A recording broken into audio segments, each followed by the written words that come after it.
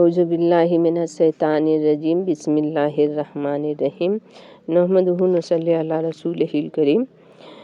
تو ہمارے پیارے دوستوں، ہمارے بھائیوں بہنوں، السلام علیکم رحمۃ اللہ وبرکاتہ۔ آج میں حدیث سناؤں گی، بہقی کا روایت ہے۔ تو شروع کرتی ہوں اللہ کے نام سے جو بہت بڑا مہربان نہایت رحمت والا ہے۔ بہقی کی روایت ہے کہ جب حضرت ابو ذر رضی اللہ عنہ کی وفات کا وقت قریب ہوا تو ان کی بیوی امی ذر اس وجہ سے رونے لگی کہ ابو ذر رضی اللہ عنہ کی وفات مقام کے زبدہ میں ایسی جگہ پر ہو رہی ہے جہاں جنگل کے سوا کوئی آبادی نہیں اور کفن وغیرہ کا بھی کوئی انتظام نہیں تھا۔ ابو ذر رضی اللہ تعالی عنہ نے کہا کہ تم نہ رو۔ نبی کریم صلی اللہ علیہ وسلم نے ایک جماعت کو مخاطب کر کے ایک بات فرمائی تھی، میں نے بھی اس مجمع میں تھا۔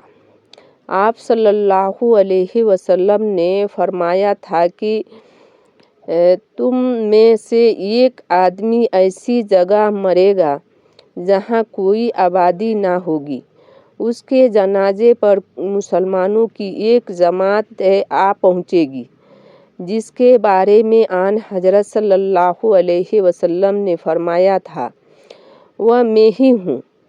امی ذر تم جاؤ اور راستے پر انتظار کرو۔ وہ کہتی ہیں کہ میں وہاں سے راستے پر گئی تو دیکھا کہ دور سے مسافر آ رہے ہیں۔ وہ آئے تو حضرت ابو ذر رضی اللہ عنہ کا سارا حال بیان کیا۔ یہ سن کر وہ لوگ ابو ذر رضی اللہ تعالی عنہ کے پاس آئے۔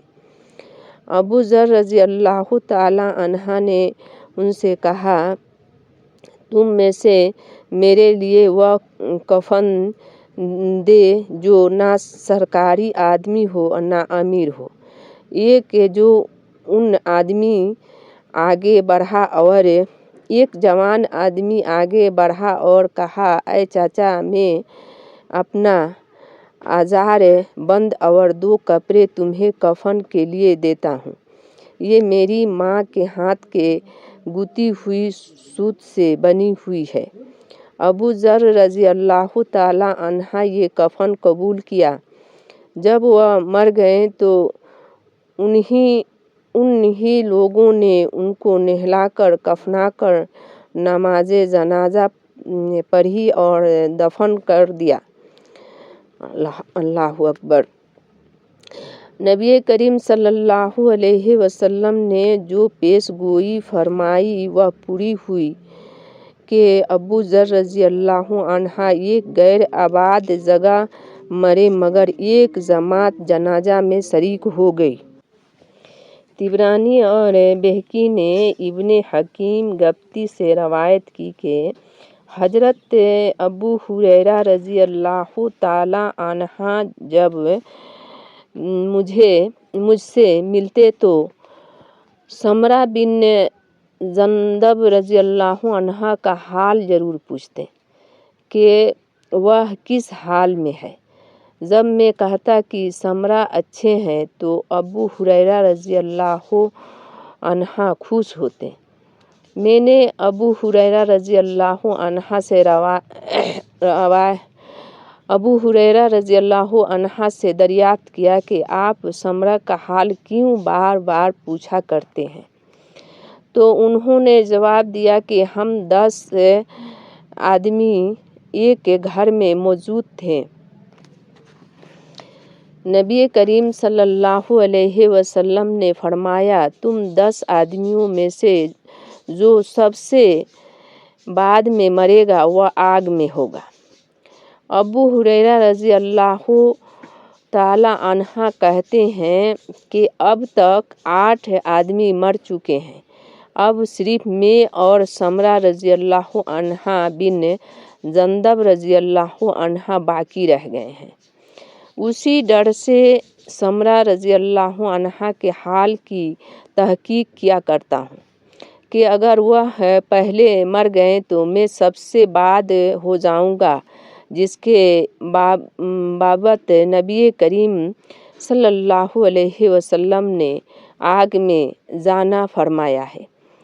अबू हुरैरा रज़ी अल्लाह अन्हा का ये हाल था कि जब कोई मजाक से कहता कि समरा रज़ी अल्लाह अन्हा मर गए तो ये बेहोश हो जाते। आखिर समरा रज़ी अल्लाह अन्हा से पहले अबू हुरैरा रज़ी अल्लाह अन्हा का इंतकाल हो गया। इब्ने आशा करने इब्ने सिरीन से रवायत की है कि समरा को कजाज की बीमारी हुई। ये एक बीमारी है जिसमें सख्त सर्दी लगती है। उस बीमारी की वजह से देग में खूब गर्म खौलता पानी भरकर उसके ऊपर गर्मी हासिल करने के लिए बैठा करते थे। एक दिन ऐसा हुआ कि उसी खौलते पानी में गिर पड़े और जलकर मर गए। नबी करीम सल्लल्लाहु अलैहि वसल्लम की पेशगोई सच्ची हुई, लेकिन आन हजरत सल्लल्लाहु अलैहि वसल्लम ने जो ये फरमाया था कि आखिरी मरने वाला आग में होगा, तो उससे लोगों ने ये समझा था कि जहन्नम में जाएगा। उसीलिए ये अबू हुरैरा रज़ी अल्लाह अन्हा इतना डरते थे। हालांकि आन हजरत सल्लल्लाहु अलैहि वसल्लम की कौल का मतलब ये था कि वह आखिरी मरने वाला शख्स दुनिया की आग में जलकर मरेगा। जहन्नमी होना मुराद नहीं है, चुनांचे समरा बिन जंदब रज़ी अल्लाह अन्हा गर्म पानी में जलकर मरे। अल्लाह अकबर।